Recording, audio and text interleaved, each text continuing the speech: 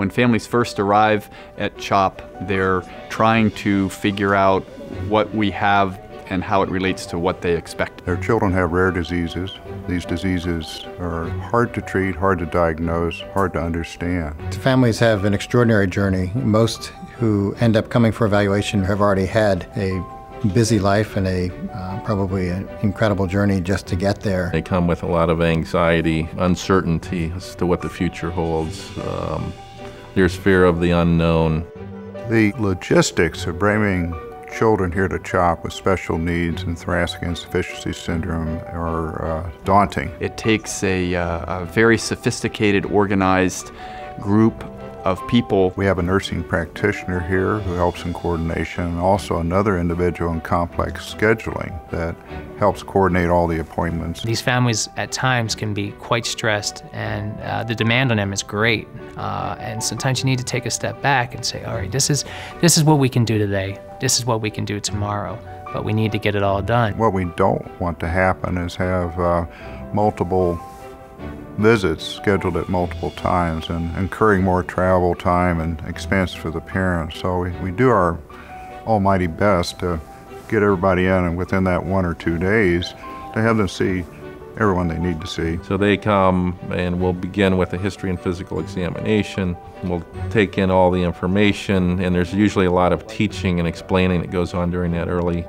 first and second visit. However, there's several bits of information that are crucial in trying to make decisions about moving forward. That includes imaging. So there's standard imaging, just plain x-rays that give us an idea about the bony anatomy. But there's now many other sophisticated imaging techniques, from dynamic MRI to low radiation CAT scans. We can take that now and use 3 dimensions to really put it all together with a computer algorithm so we can see and literally spin the spine around and spin the chest around and measure its volume and get a better sense for where the ribs are in relation to the spine in all 3 dimensions. Because I want to know if the ribs are dented in, because I may have to go in at surgery and pull them out. I won't see that on x-ray.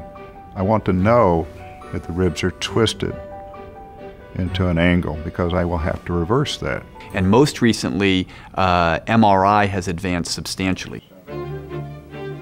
CHOP and many of the brilliant radiologists we're fortunate to have working with us have now pioneered this dynamic MRI technology that you can show these movie clips of the child breathing. You literally take a MRI in 1/3 of a second. And then what's done is the radiologists are able to take the images and paste them together in a sequence, so you can see how the lungs, the chest wall, the diaphragm, and the entire respiratory system moves through an entire cycle of breathing. This is a whole new level of understanding of lung disease and spine and chest wall deformity that no one has ever really looked into.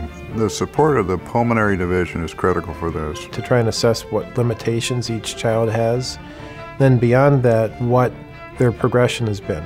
Are they in a static position where they haven't had any change in their capacity?